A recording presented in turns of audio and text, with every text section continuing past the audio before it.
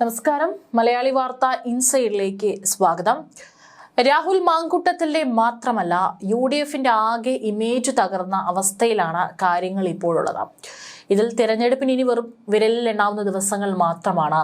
ഇതിനിടയിലാണ് ഇത്തരത്തിലുള്ള തെരഞ്ഞെടുപ്പ് പ്രചാരണങ്ങളിൽ ശ്രദ്ധ കേന്ദ്രീകരിക്കാൻ സാധിക്കാത്ത തരത്തിലുള്ള ആരോപണങ്ങൾ ഇപ്പോൾ പാർട്ടിയെ വലിയ രീതിയിലൊരു ആശങ്കയിൽ ആഴ്ത്തിയിരിക്കുന്നത്. വാദിഭാഗത്തിന്റെയും പ്രതിഭാഗത്തിന്റെയും വാദങ്ങൾ എന്തൊക്കെയായാലും ഒരു ജനപ്രതിനിധി പുലർത്തേണ്ട ചില മര്യാദകൾ രാഹുൽ പാലിച്ചിട്ടില്ലെന്ന് കേരളീയ സമൂഹത്തിന് ബോധ്യപ്പെട്ട് കഴിഞ്ഞിട്ടുണ്ട്. വിവാഹിതയായാലും അല്ലെങ്കിലും മറ്റൊരു സ്ത്രീയുമായി രാഹുൽ മാങ്കൂട്ടത്തിലെ പോലുള്ള ഒരു യുവ നേതാവ് വഴിവിട്ട ബന്ധം സ്ഥാപിച്ചത് തെറ്റായി പോയി എന്നത് തന്നെയാണ് പൊതുവികാരം. അവിവാഹിതനായ രാഹുലിനെതിരെ ഇങ്ങനെ വിവാഹം കഴിച്ചവരും അല്ലാത്തവരുമായ നിരവധി സ്ത്രീകൾ രംഗത്ത് വരുന്നതും ഗൗരവമായി കാണണമെന്ന വികാരം UDF ഘടകകക്ഷികൾക്കും ഇടയിലും ഇപ്പോൾ ഉയർന്നു കേൾക്കുന്നുണ്ട്.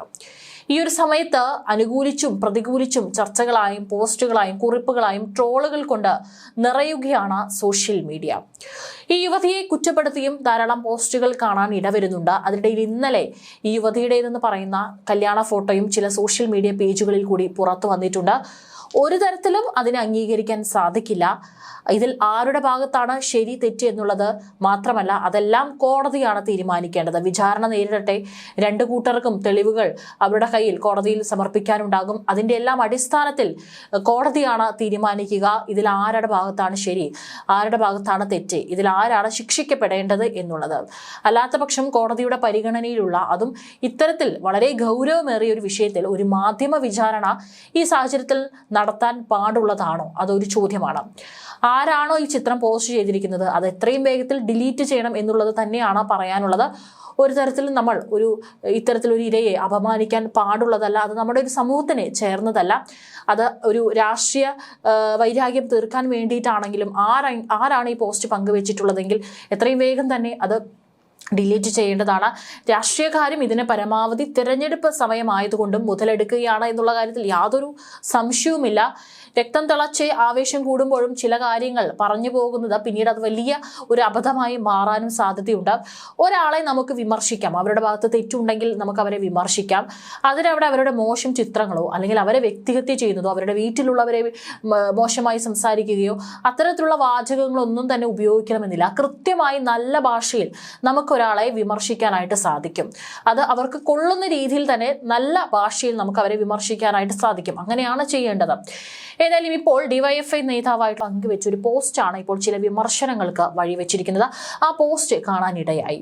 KK രമ MLA അധിക്ഷേപിച്ചാണ് ഇപ്പോൾ DYFI നേതാവിന്റെ ഈ ഒരു പോസ്റ്റ് സോഷ്യൽ മീഡിയ പേജുകളിൽ വന്നിട്ടുണ്ടായിരുന്നത്. ഇപ്പോൾ ആ പോസ്റ്റ് ഡിലീറ്റ് ചെയ്യുകയും ചെയ്തിട്ടുണ്ട്. രാഹുലിനൊപ്പം ഇരിക്കുന്ന രമയുടെ ചിത്രം പങ്കുവെച്ചുകൊണ്ടാണ് അധിക്ഷേപകരമായ പരാമർശം നടത്തിയത്.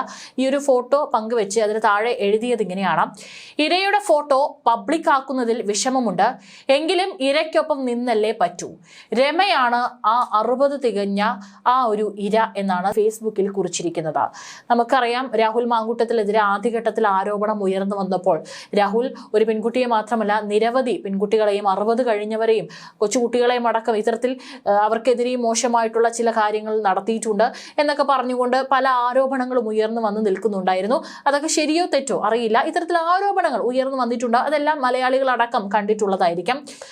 ഒരുപക്ഷെ ആ തരത്തിൽ അധിക്ഷേപിച്ചുകൊണ്ടാണ് KK രമ MLA ഫോട്ടോയും അതുപോലെ രാഹുൽ മാങ്കൂട്ടത്തിലെ ഫോട്ടോയും അവർ ഒരുമിച്ച് ഒരു സ്റ്റേജ് പരിപാടിയിൽ പങ്കെടുക്കുന്ന ഒരു ഫോട്ടോ പങ്കുവെച്ചുകൊണ്ട് ഇത്തരത്തിൽ DYFI നേതാവിന്റെ ഒരു പോസ്റ്റ് വരുന്നത്.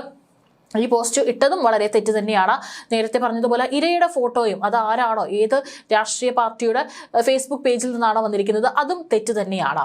ഈ പോസ്റ്റിന് താഴെയും നിരവധി പേരാണ് ഇപ്പോൾ DYFI നേതാവിനെതിരെ രൂക്ഷ വിമർശനവുമായി എത്തിയിരിക്കുന്നത്. ആ പോസ്റ്റ് താഴെ വന്നിട്ടുള്ള കമന്റുകൾ തന്നെ നമുക്ക് ചിലത് വായിക്കാം. കഥ എന്തുമാകട്ടെ, പോസ്റ്റ് ചെയ്തത് ഒരു സ്ത്രീ ആയതിനാൽ ലജ്ജിക്കുന്നു. മറ്റൊരു കമന്റ്: അതേ ഇരയായിരുന്നു നിന്റെ പ്രസ്ഥാനം, 51 വെട്ടിക്കൊന്ന TPയുടെ ഭാര്യ. ശരിയാണ്, രമ ഇരയാണ്. CPMന്റെ നെറികെട്ട രാഷ്ട്രീയം ചോദ്യം ചെയ്ത ഒഞ്ചിയത്തെ സഖാവ് TPയുടെ ഭാര്യ. TP 51 വെട്ടിക്കൊന്നത് കോൺഗ്രസ് അല്ല, BJP അല്ല, കമ്മ്യൂണിസ്റ്റ് നേതാക്കൾ തന്നെ. ടി.പി ചെയ്ത തെറ്റ് കമ്മ്യൂണിസം സാധാരണക്കാരിൽ നിന്ന് മാറിപ്പോയപ്പോൾ അതിനെ ചോദ്യം ചെയ്ത യഥാർത്ഥ കമ്മ്യൂണിസ്റ്റുകാരെ ഒരുമിപ്പിക്കാൻ നോക്കിയത്. അതിന്റെ ഫലമോ ഒരു മകൻ അച്ഛന് നഷ്ടമായി, ഒരു ഭാര്യയ്ക്ക് ഭർത്താവിന് നഷ്ടമായി. രമ ഒരു ഇര തന്നെയാണ്. ഒരു കമന്റ്. മറ്റൊരു കമന്റ്, കമ്മ്യൂണിസ്റ്റ് കാപാലികരുടെ ക്രൂരതയിൽ ഇരയാക്കപ്പെട്ട ഒരു കമ്മ്യൂണിസ്റ്റ് ഇര എന്നിങ്ങനെ പോകുന്ന കമന്റുകളാണ് ഈ ഒരു ഡിവൈഎഫ് നേതാവ് പങ്കുവച്ച പോസ്റ്റിന് താഴെ വരുന്നത്. അതായത് രമ ഇര തന്നെയാണ്. ഇത്തരത്തിൽ തൻ്റെ ഭർത്താവിനെ, തൻ്റെ മകൻ ഒരു അച്ഛനെ ഇല്ലാതാക്കിയുള്ള പ്രസ്ഥാനത്തിൻ്റെ ഈ ഒരു ക്രൂരതയുടെ ഇര തന്നെയാണ് രമ എന്ന് പറഞ്ഞുകൊണ്ട് തന്നെയാണ് മലയാളികൾ കമൻറ്റുകൾ ഇടുന്നത്. ഏതായാലും അത് കുറച്ച് ഇത്തരത്തിലുള്ള കമൻറ്റുകൾ വന്നപ്പോൾ ചിലപ്പോൾ ചില പാർട്ടി ഉന്നതരുടെ ഉപദേശം കൊണ്ടായിരിക്കാം ആ പോസ്റ്റ് ഏതായാലും ഡിവൈഎഫ്ഐ നേതാവ് ഡിലീറ്റ് ചെയ്തിട്ടുണ്ട്. ഒപ്പം അതിനൊപ്പം ഒരു കുറിപ്പും പങ്കുവച്ചിട്ടുണ്ടായിരുന്നു. ഉത്തരവാദിത്തപ്പെട്ട കോൺഗ്രസ് പ്രവർത്തകൻ അവളെ ആക്രമിക്കാൻ ഒരു ഫോട്ടോ മനഃപൂർവ്വം ഇട്ടുകൊടുത്തപ്പോൾ കാണിക്കാത്ത വെപ്രാളമാണല്ലോ മനോരമയ്ക്ക്. സന്ദീപ് ജിയുടെ പോസ്റ്റ് കോപ്പി പേസ്റ്റ് ചെയ്യുന്നു താഴെ. വാസ്തവത്തിലിട്ട പോസ്റ്റുകൾ ഡിലീറ്റ് ചെയ്യേണ്ടതില്ല എന്നായിരുന്നു ഞാൻ ആദ്യം തീരുമാനിച്ചതെങ്കിലും പ്രത്യേക സാഹചര്യത്തിൽ കഴിഞ്ഞ ദിവസം പങ്കുവെച്ച സ്റ്റേജ് പ്രോഗ്രാം ഫോട്ടോ ഡിലീറ്റ് ചെയ്യുകയാണെന്നാണ് രണ്ടാമത് പങ്കുവെച്ച പോസ്റ്റിലെ വാചകങ്ങൾ. തീർച്ചയായിട്ടും അത് നല്ല കാര്യമാണ്. രാഷ്ട്രീയം എന്തുമായിരിക്കട്ടെ, പക്ഷേ ഇത്തരത്തിൽ അവരെ മറ്റൊരു ഫോട്ടോ, അവരുടെ ഫോട്ടോയും കൂടെ പങ്കുവെച്ചുകൊണ്ട് ഇത്തരത്തിൽ അവരെ ഇര എന്ന് പറഞ്ഞുകൊണ്ട് ആ ഒരു രൂക്ഷമായ ഭാഷയിൽ എഴുതിയിട്ടുള്ള പോസ്റ്റ്, അതും എത്രത്തോളം അവർക്കും ഒരു മാനസിക വിഷമം ഉണ്ടാക്കും എന്നുള്ള കാര്യത്തിൽ ഒരു സംശയം വേണ്ട. ഇതെല്ലാം പോസ്റ്റ് ഡിലീറ്റ് ചെയ്തിട്ടുണ്ട്. അതിന് താഴെയും ചില കമന്റുകളുണ്ട്. അതിൽ പലതും വളരെ മോശം കമന്റുകളായതിനാൽ തന്നെ നമുക്കത് വായിക്കാനായിട്ട് സാധിക്കില്ല. വിമർശിക്കുന്നവർ വിമർശിക്കട്ടെ, കുറ്റപ്പെടുത്തട്ടെ, അതാരായാലും ആരെ വേണമെങ്കിലും. പക്ഷെ വ്യക്തിഹത്യ ചെയ്തും ഉപദ്രവിച്ചും ആവരുത് എന്ന് മാത്രമേ ഉള്ളൂ. ഇത്തരത്തിലുള്ള സോഷ്യൽ മീഡിയ പേജുകളിൽ നമ്മൾ എന്തെങ്കിലും എഴുതുമ്പോഴോ അല്ലെങ്കിൽ അതിൽ കൂടെ വന്ന് എന്തെങ്കിലും സംസാരിക്കുമ്പോഴോ മാധ്യമങ്ങളിലൂടെ നമ്മൾ എന്തെങ്കിലും സംസാരിക്കുമ്പോഴോ ഇത് കോടതിയുടെ പരിഗണനയിലുള്ളൊരു വിഷയമാണ്. ബുധനാഴ്ച രാഹുൽ മാങ്കൂട്ടത്തിലെ ജാമ്യം ലഭിക്കുമോ ഇല്ലയോ എന്നറിയില്ല. ലഭിച്ചാലും ഇല്ലെങ്കിലും പോലീസ് ഇപ്പോൾ രാഹുൽ മാങ്കൂട്ടത്തിലെ എത്രയും വേഗം തന്നെ അറസ്റ്റ് ചെയ്യാനുള്ള നീക്കം തന്നെയാണ് നടത്തിക്കൊണ്ടിരിക്കുന്നത്. രാഹുൽ മാങ്കൂട്ടത്തിലെ ഒളിവിൽ കഴിയുന്ന പല ഇടങ്ങളിലും, ചെല്ലാൻ സാധ്യതയുള്ള ഇടങ്ങളിലും ഇപ്പോൾ അന്വേഷണ സംഘം എത്തിയിട്ടുണ്ട്. പാലക്കാട്ടെ രാഹുലിന്റെ ഫ്ളാറ്റിൽ അവിടെ തെളിവെടുപ്പ് നടത്തിയിട്ടുണ്ട്. ADGPയുടെ നിർദ്ദേശത്തെ തുടർന്നാണ് അന്വേഷണ സംഘം പാലക്കാട് എത്തിയത്. ജില്ലയിലെ പോലീസ് ഉദ്യോഗസ്ഥരുമായി അന്വേഷണ സംഘം കൂടിക്കാഴ്ച നടത്തുകയാണ്. രാഹുലിന്റെ ബന്ധുക്കളും സുഹൃത്തുക്കളും എല്ലാവരും പോലീസ് നിരീക്ഷണത്തിലാണ്. ഇവരെ ആരെയും തന്റെ ഫോൺ നമ്പറിൽ നിന്ന് രാഹുൽ ബന്ധപ്പെട്ടിട്ടില്ല. രാഹുൽ കോയമ്പത്തൂരിൽ ഒളിച്ചു കഴിയുന്നതായുള്ള സംശയത്തെ തുടർന്ന് പോലീസിന്റെ ഒരു സംഘം ഇത്തരത്തിൽ തമിഴ്നാട് കേന്ദ്രീകരിച്ചും അന്വേഷണം നടത്തുന്നുണ്ടായിരുന്നു. പല മേഖലകളിലും ഇത്തരത്തിൽ രാഹുലിന് വേണ്ടിയുള്ള അന്വേഷണം നടക്കുകയാണ്.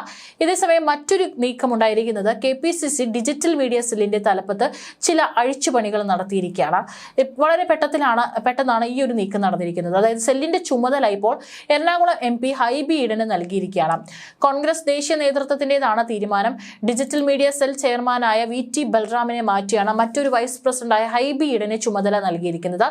KPCC ഡിജിറ്റൽ മീഡിയ സെല്ലിന്റെ പേര് മാറ്റി ഇനി മുതൽ സോഷ്യൽ മീഡിയ സെൽ എന്നായിരിക്കും അറിയപ്പെടുക.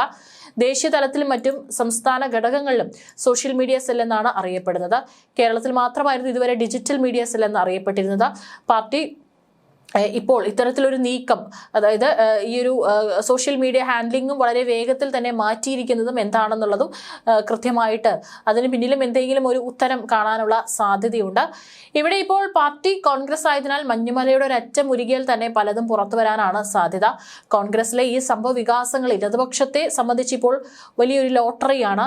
ശബരിമല വിഷയം ഉൾപ്പെടെ എടുത്തിട്ട് ഇടതുപക്ഷത്തിനെതിരെ UDFും BJPയും കടന്നാക്രമണം നടത്തുന്ന ഘട്ടത്തിൽ തന്നെ ഒരു കോൺഗ്രസ് MLA സ്ത്രീ പീഡന കേസിൽപ്പെട്ടത് തദ്ദേശ തെരഞ്ഞെടുപ്പിന്റെ അജണ്ടയെ തന്നെയാണ് മാറ്റിമറിച്ചിരിക്കുന്നത്.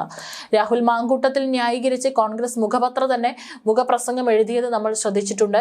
പാപം ചെയ്യാത്തവർ കല്ലെറിയട്ടെ എന്ന തലക്കെട്ടോട് കൂടിയിട്ടാണ് ആ എഡിറ്റോറിയൽ പ്രസിദ്ധീകരിച്ചിരിക്കുന്നത്.